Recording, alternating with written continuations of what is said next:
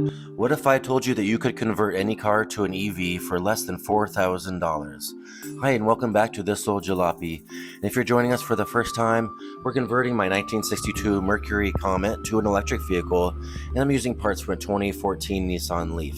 And yes, I'm going to do it for less than $4,000, minus the price of the car itself. In our last video, I showed you how to remove all the parts from the Nissan Leaf, and you guys filled the comment section with your justified safety concerns. Well, you guys, my mom reads those comments, and y'all really freaked her out. She actually called me, and she made me buy these $50 high voltage gloves. Most expensive gloves I own now. But most of the safety concerns came from using a floor jack on a gravel driveway. So I swapped the gravel driveway for a very level concrete driveway. And that also explains why it's been many months between uploads. So long that many of you may have thought that I got squished under the car, and that was the end of This Old Jalopy. If you're watching this video, you might already know that EV conversions are not cheap. Keeping it under $10,000 is really difficult. Most EV conversions cost $20,000 to even $30,000. How much does it cost to convert a classic car like this to electric? It's an expensive thing to do. I think the cheapest conversion we do is around about £20,000, and I think customers have spent up to £120,000 on converting a classic car to electric. But I started this video by saying I could do it for $4,000 or even less. How?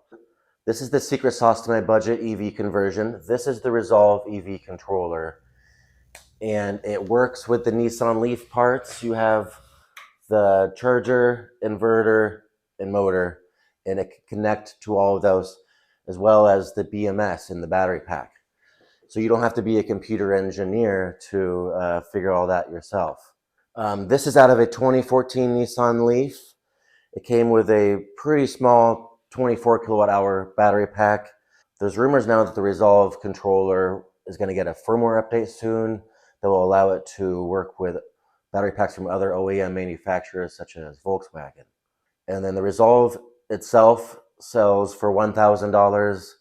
You could pick up a used Nissan Leaf that's been racked for around $3,000. That's what I did. And together that's $4,000. And so I already said I'm going to do this conversion for $4,000 or less. That doesn't leave any room in the budget for the spline coupler and the adapter plate. And together that could be up to $1,000 if you're buying those online, not making them yourself. That shouldn't be a problem for me because I have a plan for how to do it a little differently than that.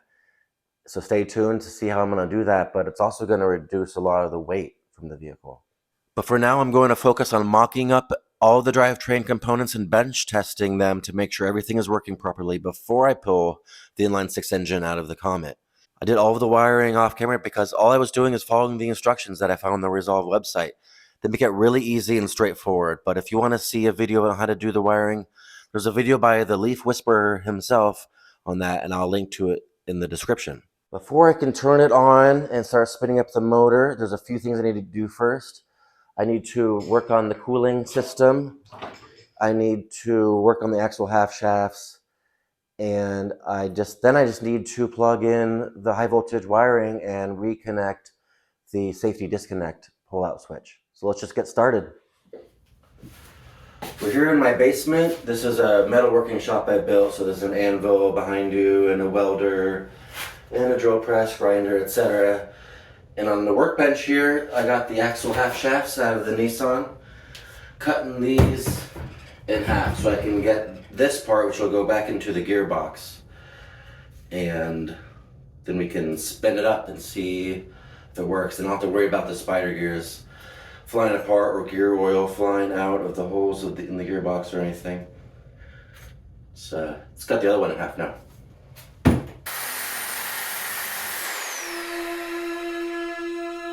Holy shit. Just destroyed this blade.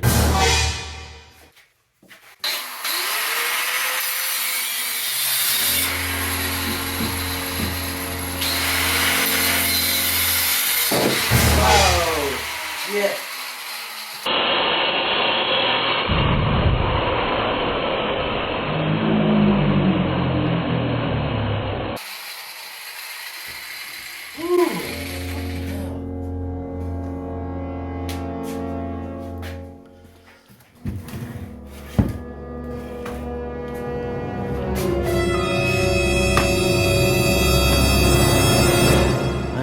lucky that I did not get hurt.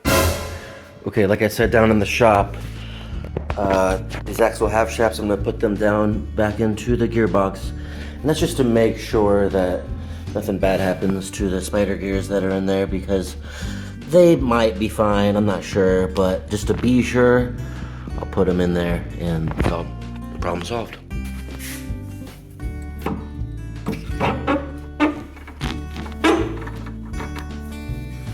Okay, yeah, Dr. Seuss did this job, but yeah, I moved on to the cooling system now. And the reason I'm even worried about having water in here at all is just because I saw on a forum somewhere that you really do want to have water. There's little sensors in there, and I'm not worried about it overheating or anything, but I don't want to piss it off. So they said you gotta have water in it. All right, here we go. So here's what I came up with. Got a T-fitting on this. Here's the pump. This is just out of the Nissan Leaf, and this will come on after 10 seconds. I got a little switch on here. And at first I tried just having 2 hoses going into a bucket of water, and that wasn't working at all. It wasn't able to prime itself. It was just too much air in there and all that. So here's what I came up with, and I'll be able to pour some coolant into here. I haven't tested it yet. I'll get the camera rolling so you can watch me fill it up and get water over myself probably.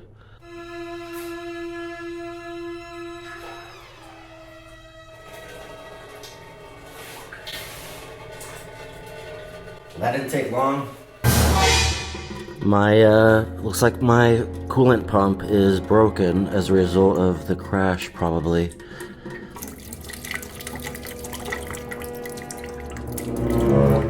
Well, I had my Dr. Seuss coolant all set up and ready to go, and it turns out this pump is trashed because I guess when the Nissan Leaf was wrecked in a front-end collision, this cracked and you couldn't see it at first, but it's very obvious now. That's trash. But this is kind of funny. If you follow me on Instagram, you might know that I've been really into gardening lately. What I have here is a little water pump for a very small water feature for a garden. And I haven't used it yet out there, but this will work in here, I think. It won't flow very quickly. It should fit just fine by putting the hose over those threads, and I'll use a little bit of pipe dope on it, keep it from leaking. So for now, problem solved. Of course, I'll have to get a real automotive water pump, coolant pump for the car once I'm putting that all together. All right, I got it up here now, so let's try again. See what happens. All right, I suspect when I turn on the pump that the fluid level in here, which is about up to right here, will quickly drop. All right, so let's plug this in now.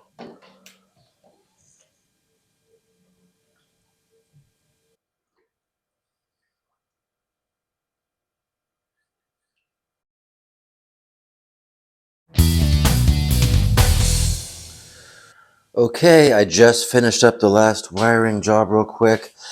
I just got this in the mail. This is the OBD2 female port, and then that's the Bluetooth adapter there for it, and that wrapped up everything on my list. So before I plug in the high voltage wires into the PDU and I put in the safety disconnect switch, let me just give you a little tour here. You got on-off switch here.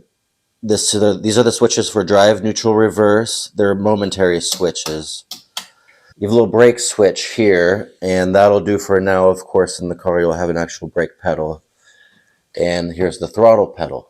All these things connect here to the resolve, mostly on this side. That seems to be like the inputs and outputs there. And then on this side, all these wires connect to the components. So the PDU, the inverter, and the BMS on the battery pack. And now the charger, which is inside the PDU, that connects to the charger port here, over here. And I'll just connect this one for now. This is the CHAdeMO one. And as you can see, I have not connected it. I do not have a CHAdeMO level 3 charger in my garage, unfortunately. These over here are your neutrals. Here's your positives. I have one more neutral terminal over there. Then finally, there is the relay for the inverter. Oh, and I should have a lead acid battery, but instead I have these cheapo 6-volt batteries. You can't even recharge these. I do have them linked in series though to get 12 volts. If that turns out to be a bad idea, I can grab a 12-volt battery off of this motorcycle over here. Then the only thing I need to do is put in this 10 amp fuse in here and everything will be connected. I said that's the only thing, but of course, let's connect these wires now. Finally, right?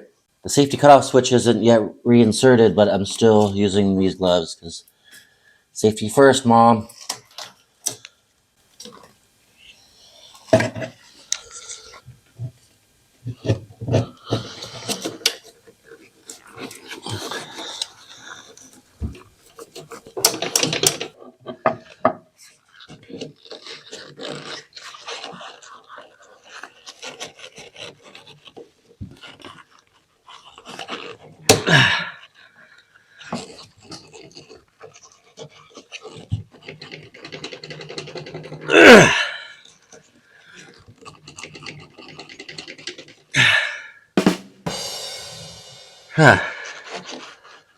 Alright, now for the safety disconnect switch.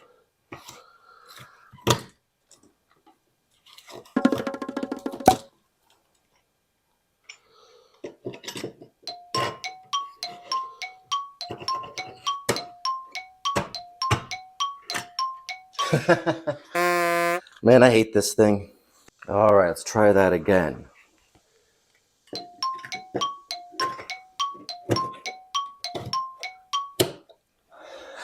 There. Shall we turn it on and see what happens? Alright, watch this screen here. And this standby light will come on first. And that's because this switch here is a double throw. So there it was.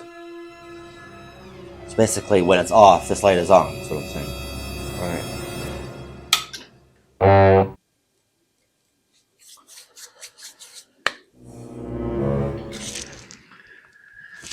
Okay, nothing on that screen. I don't like that at all.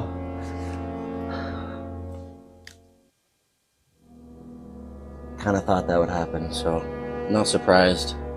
Let me do some troubleshooting. Okay, these batteries were a terrible idea.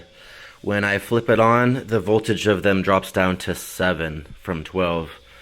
And so I'll have to get the battery out of the motorcycle, in which case I can connect the PDU 12 voltage to it so that I can recharge. Alright, let's give it another shot, shall we? Put the fuse back in.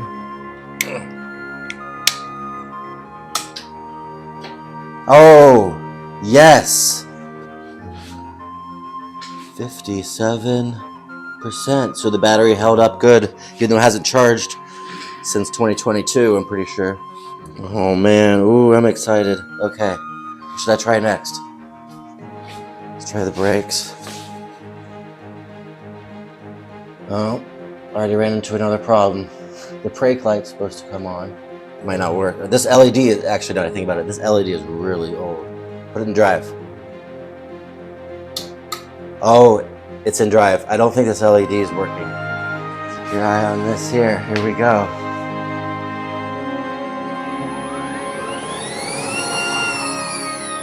Yes!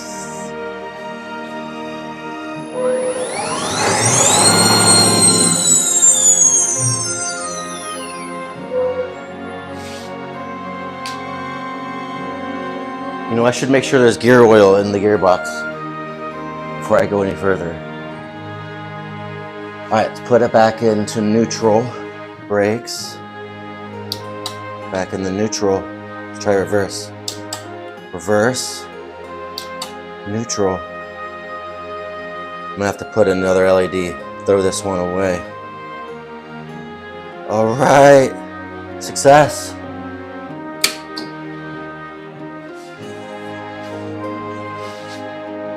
Let's try and charge it now. Got nothing on the screen. I have it in standby mode.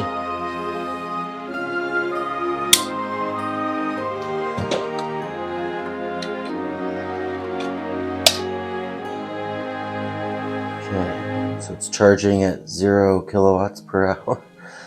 It says ready. So this is just the granny charger.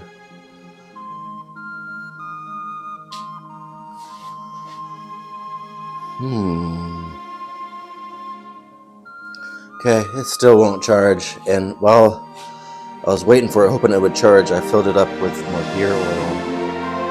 Yeah, it was pretty low, maybe even empty on gear oil. Alright, I got charging working. I didn't really have to do anything different. All I had to do was plug the charger into a different outlet. This one over here. And yeah, I have another charger going to this car. I had to unplug it so that I didn't flip the breaker. Apparently this outlet here must not have ground connected, or otherwise the charger did not like it. Yeah, well, that solved that problem. That was easy. Okay, now that I have all of the EV components wired up and working and ready to go, it's time to think, where am I going to put them in the vehicle? No, not the motorcycle, the car. There are several different ways to do it, but the most popular and the most conventional method is to mate the electric motor's output shaft to the input shaft of the manual transmission that is usually already in the vehicle. This method worked great for many years because the torquey yet affordable DC motors available to the DIY EV builders had RPM and torque characteristics that benefited from the extra gears provided by a transmission. In other words, this struggled for power at high RPMs, so you could select a higher gear before you got onto the highway. The motor and transmission method also requires a spline coupler, and a large adapter plate or plates, transmission, drive shaft, and a rear axle, all of which adds weight to the vehicle, not to mention losses in efficiency and power. But fast forward to today, we're now able to salvage higher performing AC motors from Tesla and Nissan and other OEM manufacturers, and in most cases they're already attached to a single speed gearbox, which gives them their optimum gear reduction. Together, they're known as a drive unit. It should be obvious by now that I'm not planning on doing the conventional EV swap. The manual transmission in my car is a column shifter. It's missing the output shaft seal, so it leaks oil everywhere, and it's just a horrible transmission. So let's look at some other options. I could connect the motor directly to the drive shaft. However, the gear reduction in the rear axle would not match the optimum gear reduction determined by Nissan, which is 7.8 to 1. Though this might be a good option for a large DC motor in a track car that doesn't need high speeds. What if I use the Nissan gearbox, mount the drive unit laterally, and attach one half shaft to the drive shaft and secure the other half shaft so it doesn't move? The problem with this is it would have both the gear reduction in the gearbox and in the rear axle, the differential. So again, the final gear ratio would be way off. I would say, though, that this would be an excellent idea for a 4x4 rig. So one half shaft to the rear axle and the other half shaft to the front axle. Now you have a very desirable crawl ratio. And there is one build I know of that has done just this. A man named Roy has done it with a large side-by-side ATV. It's pretty cool. The only other option then is to replace the entire rear end with a chassis-mounted drive unit and use CV shafts to the rear wheels. One problem for me, though, in my 1962 Mercury Comet is it is a solid rear axle with leaf spring suspension. If it was a front-wheel drive, or if it had an independent rear suspension, or if it had swing arm suspension found in Volkswagens, then it wouldn't be much of a problem. But for this to work, I'll either need to install an IRS or convert it to front-wheel drive and put all the parts under the hood. I'm not going to do that. Let's look at some IRS options then. You have the early Miatas, and I looked into this, but you can't fit the Nissan drive unit between the lower A-frame mounts. RX-7 looks like an attractive option, but it's too wide for a Comet. How about a Mercedes W123 or W115? I know from experience, because I own one, they have a very cushy ride, but the leaf motor would need to be mounted in reverse to make it work. It could also be configured to run in reverse. That's not a problem. So it is an option. However, while doing all this research, I came across an even better solution that would allow me to keep the leaf springs. It's called a De Dion axle or De Dion tube. You make a new U-shaped solid axle and dump the entire EV power unit and CV axles where the differential was. chassis mounted. It maintains the same solid axle characteristics, but has lower unsprung weight, so it handles better. The history of the De Dion tube is interesting, and it was used in early race cars before IRS took over. Volvo used it in the 1980s. Notably for us, Ford used it in the 1998 EV Ranger. So my plan is to fabricate a De Dion tube to take the place of the live axle, mount the Leaf motor and gearbox in the front of the tube to the chassis, use the Leaf axle half shafts and front wheel hubs, and I'll have to shorten the axles a bit. However, I will not be the first person on YouTube to do a De Dion axle build for an EV conversion.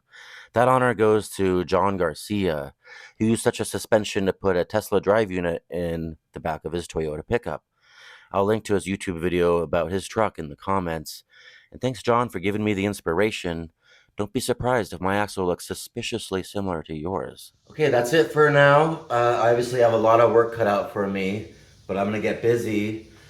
And so stay tuned for the next video. Hopefully it won't be a year in between videos for this project like it was the last time.